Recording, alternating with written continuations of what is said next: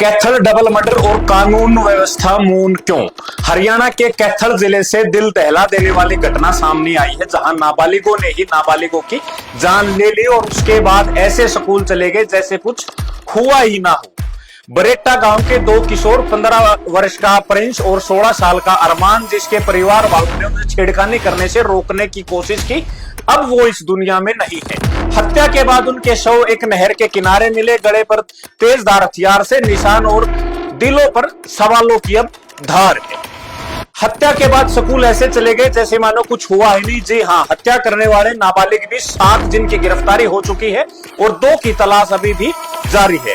लेकिन सबसे खौफनाक बात यह है कि हत्या के बाद भी ये नाबालिग आरोपी बिल्कुल शांत सामान्य जैसे कि कुछ हुआ ही ना हो और स्कूल चले गए। वार सिस्टम, क्या नाबालिग होने का मतलब यह है कि इंसानियत से भी नाबालिग हो जाओगे? क्या कानून सिर्फ उम्र गिनता है, नियत नहीं? तो ये बड़े सवाल हैं। लोहे के हथियार से हत्या पर बचाव जो है वो नाबालिग कहकर हो जाता है कि नाबालिग है, सजा जो है वो नरम रखना। लोहे के पाइप, मोटरसाइकिल की चैन से हथियार बनाया, हत्या की पूरी प्लानिंग की, शव छिपाया और उसके बाद स्कूल चला जाना, क्या ये बचपन की मासूमियत है या अपराध की परिपक्वता? ये अपने आप में बड़े सवाल हैं कि किस तरीके से नाबालिग जो है वो कानून का फायदा उठाई है। अब आइए कानून की किताब पर, जहां पर जुवेनाइल जस्टिस एक्ट है वो कहता है कि 18 वर्ष से कम उम्र के अपराधियों के साथ नरमी बरती जाए। लेकिन क्या ये अपराध नरमी बरतने लायक है? क्या ये नरमी अब निर्भयता का लाइसेंस बन चुकी है? तो ये अपने आप में कई सारे बड़े सवाल जो है वो खड़े हो रहे हैं। क्या ये एक्ट अब हत्यारों की ढाल बन गया है? क्या अब हर हत्यारा ये कहेगा कि मैं नाबालिग हूं और बच निकलेगा? ये अपने आप में सवाल है, सिस्टम के ऊपर करारा तमाचा है।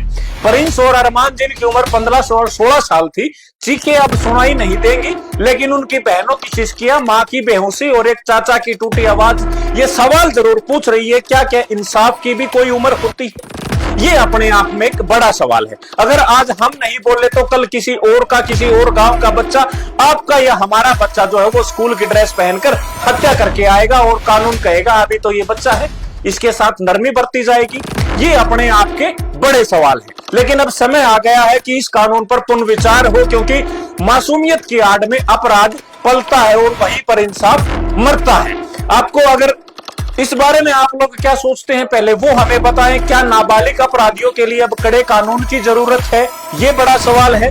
सोशल मीडिया पर आप बताएं, न्याय मिलेगा या नियम? क्या एक खामोशी आपकी अगली हत्या को न्योता देगी?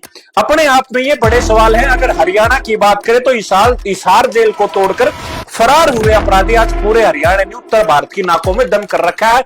विदेशों से बैठ के वो अपने गैंग ऑपरेट कर रहे हैं और आज भी हरियाणा पुलिस के लिए वो नाक का सवाल बने हुए। लेकिन हरियाणा पुलिस हाथ पे हाथ धरे बैठी है, कानून इतना बोना नजर आ रहा है कि वो उनको गिरफ्तार नहीं कर पा रहा है। इसमें अपने आप में एक बड़ा सवाल ये भी है कि बगैर सिस्टम से मिले ये चीजें चल नहीं सकती। 7 समुद्र पार बैठा कोई व्यक्ति हरियाणा में रोहतक, झज्जर, भिवानी, पानीपत, सोनीपत कहीं मर्डर नहीं करवा सकता। आपके बीच से, हमारे बीच से कोई ना कोई उनको सह देने वाला, उनको सूचना देने वाला आदमी जरूर है। ताजा उदाहरण आप टिकलगांव के फाइनेंसर का मामला देख लो कि 7 समुद्र पार से एक आदमी कॉल करता है और दाएं गोलियां चलती हैं और एक 6 फुट 3 इंच के आदमी की कुछ पैसों के लेन देन को लेकर हत्या हो जाती है।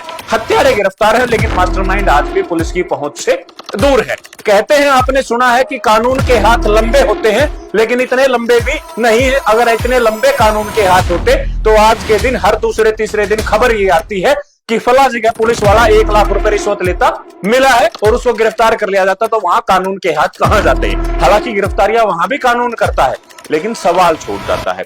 इन सारी बातों के बारे में आप लोग क्या सोचते हैं वो हमें कमेंट बॉक्स में जरूर लिखें। शुक्रिया।